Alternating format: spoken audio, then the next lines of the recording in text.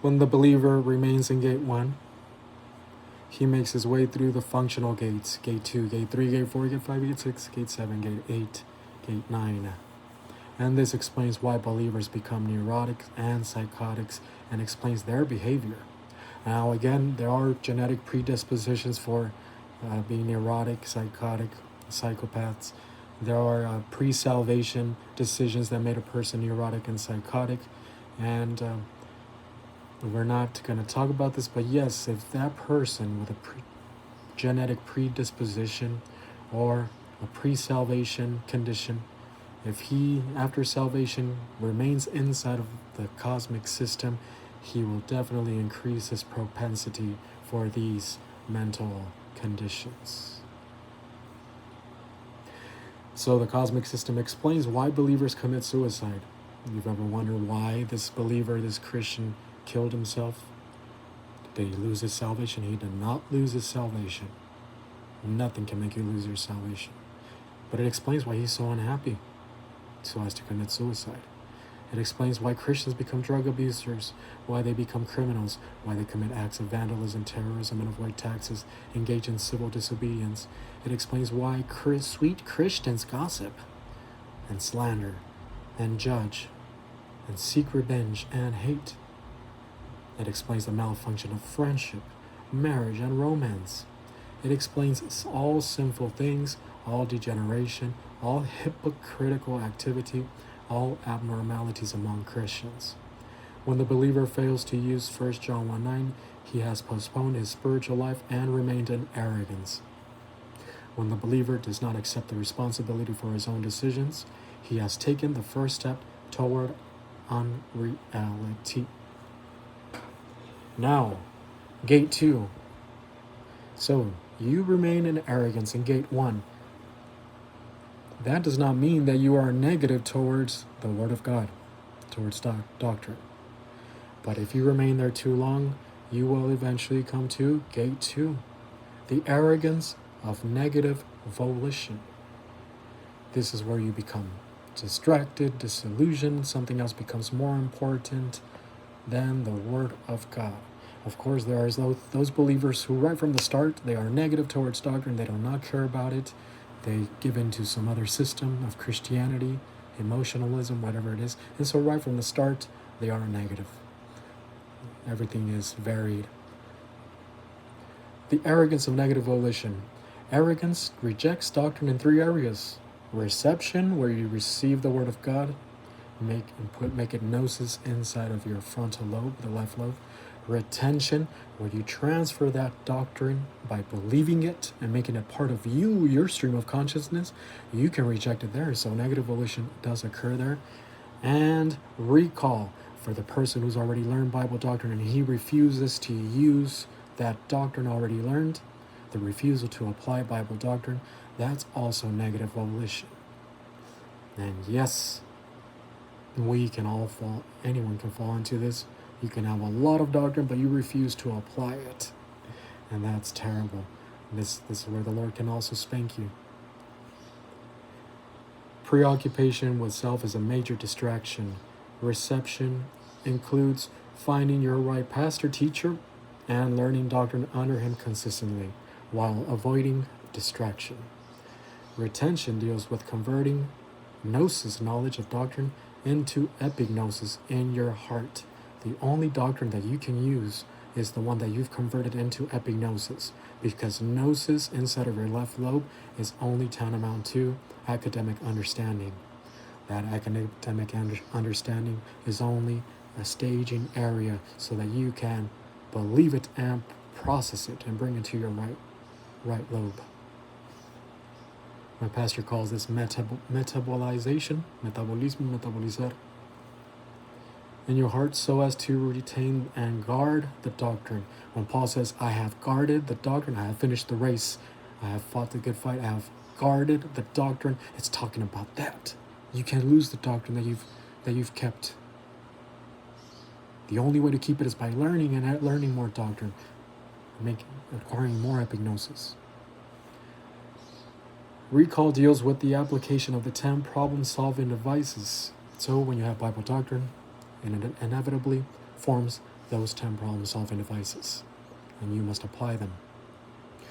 Whether you doubt them or not, that depends on you. They do work. You just simply have to allow God to put you through those spiritual exercises so that you can become more convinced that they do work. Negative volition can occur in all three of these areas. This includes resistance or indifference towards doctrine. While this is categorized as negative volition, it is not the negative volition of cosmic two, where antagonism is involved towards the God's truth, God's plan, and even the communicator. So what does this mean? Gate 2 of cosmic 1 is negative volition. Gate 2 of cosmic 2 is also negative volition. But gate 2 of cosmic 1 is not hatred towards the truth. It is simply indifference, distraction, resistance towards the Word of God. And all those three categories, three areas I just mentioned. But gate 2 of cosmic 2, that is negative volition of cosmic 2, deals with hatred towards the truth.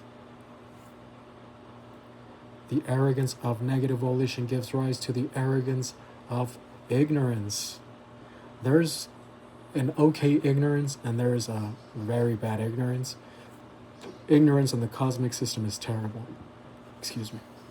Ignorance in the plan of God is okay. It's acceptable because you're in the plan of God and you do not know everything, so you are going to be ignorant about a lot of doctrines, especially in the beginning of the plan of God. So ignorance in that area is okay. We're all ignorant. But ignorance in the cosmic system is terrible. Of course, arrogance and ignorance always go together. It depends on what area. It depends on the person. Arrogance and ignorance often go together, especially when dealing with the plan of God. The ignorant believer replaces momentum in God's plan for the momentum of arrogance. Instead of advancing in the plan of God, he's there dwelling in his arrogant thoughts. The arrogance of ignorance corrupts everything good in life and often rejects authority. One of the worst things that can happen to you as far as enjoying life is concerned is being ignorant about things, being ignorant about friendships, about what goes and what does not go, what's allowed and what's not allowed, about being sensitive towards your friends' opinions or your feelings, etc. Ignorance, where else? In romance. How many a man have found the right woman, but they went into that marriage being ignorant about what a woman wants and what a woman needs, and so there he is. There he was, full of himself, making his own way and his highway, the philosophy and my way goes. And yes, you're the man and you are the leader in the relationship, but remember, your woman, your wife represents you. She is an image of you, the glory of you, and you must love her as you love yourself. Therefore, you must make sure that you become a great listener, emotionally intelligent. Of course, Bible doctrine gives you that. You must also know how to put her on check whenever her mental attitude sins are out of line, and when she's intruding upon other people's privacies and marriages and hating on people. You have to put her on check. You also have to make love to her, and God is going to give you the abilities to make her very satisfied. But of course, everything requires virtue, and if you have no virtue, then everything is lost. Okay. The ignorance becomes deceit, and thus the drive toward unreality begins. So ignorance is not bad, but once it's ignorance in the cosmic system, it becomes terrible. That ignorance becomes deceit, and eventually delusion. The difference between deceit and delusion is that deceit is, okay, there's deceit here, a little deceit here and there, but delusion is strong and is fixed and is there to stay. This believer is now demon influenced. Strong delusion is the apex of demon influence. So again, we're emphasizing Christians here. Once we understand Christians, you will be able to see the believer and understand him in terms of the cosmic system. He is in the cosmic system. But we are talking about believers. Why do we hold him to a different standard? Because he is under a different standard. He is in the plan of God. He's been given so much more to advance in the plan of God. And to the extent that he rejects all these things, is the extent that he becomes even more arrogant than the unbeliever. This is the reason why believers become worse than unbelievers. So we have to talk about the Christian right now. Demon influence. 2 Timothy chapter 3 verse 2. This talks about, it's a description about this person. I do not have 2 Timothy chapter 3 verse 2. I thought I did. I do. Thank you. So, what does it say? Let's begin with verse 1. But mark this, know this. You must know something. You must know Bible doctrine, and you must know about the cosmic system. That in the last days, it has to do with our dispensation, the church age. First of all, the dispensation of the hypostatic union, the church age, and the tribulation. These are the last days. There will come terrible times. And it says, it gives you a description of all these people. It says, there will be men who are lovers of self. Filarguno, lovers of money. Alazones, arrogance in terms of braggarts, boastful. Huperreifanoi, arrogant. Blasphemo, abusive. Here could also become slander, abusively slanderous. Goneusen abeithes. What is this? Disobedient to parents. And all these things begin at the home. A lot of the problems begin at the home, with the child being allowed to be disobedient. For you who are charmed by your child's disobedience at such a young age, it is not charming. It is sin nature. And so therefore you put that on check. Don't allow your child to increase his arrogance, because you're gonna create a monster, and you're just kind of surrendering him to demon influence and demon possession.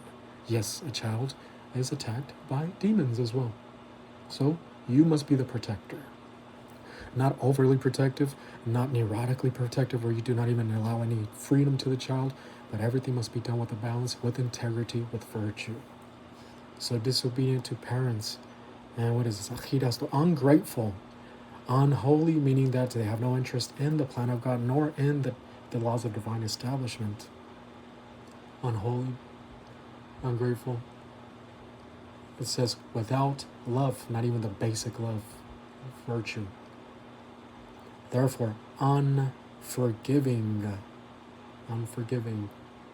slanderous, without self-control, brutal, haters of good, anything good of the laws of divine establishment or the good of the plan of God. Verse 4, treacherous. Oh, people can be treacherous, let me tell you that. Rash, puffed up in terms of arrogance, conceited, that's what it is, conceit. Lovers of pleasure rather than lovers of philoloine, of pleasure rather than lovers of God. And look what it says here. Having amorphos, having a form of eusebeias, having a form of the spiritual life. They have a wannabe spiritual life. They portray to be Christians and they make the right noise. Having a form of the spiritual life, but denying its power. Denying the power of the real spiritual life. So all you simply have to do is acquire a fake system of Christianity and not get with the plan of God. And then it tells you, avoid these types. There are certain people that we must avoid all these guys that have a fake spiritual life. And yes, they are Christians. They have negative volition. There are times where God says, nope, stand your ground. But no, don't look for it. Don't be standing your ground just because you feel like it. God says when you're going to stand your ground, and trust me, He's going to leave you there for a good while until you say, okay, I want to get out. So avoid these guys. For out from these are those who worm their ways into the homes of silly women, captivating the silly women. And these silly women are loaded up with sins and being led by their lusts, many, many lusts, various lusts. And look at this, always learning, these women are always learning, but never are able to arrive at the epignosis knowledge of truth.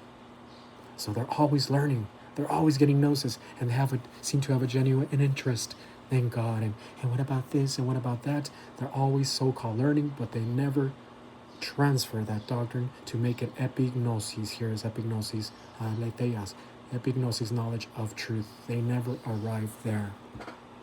So here we have a mention of two types. These guys with negative volition that obviously make their way into all the functional gates of the cosmic system. We also have those women with negative volition led by their lusts and captivated by their own sins, and they easily fall for these false teachers who worm their ways into their homes. They're always learning, always acquiring gnosis, but they never arrive at epignosis.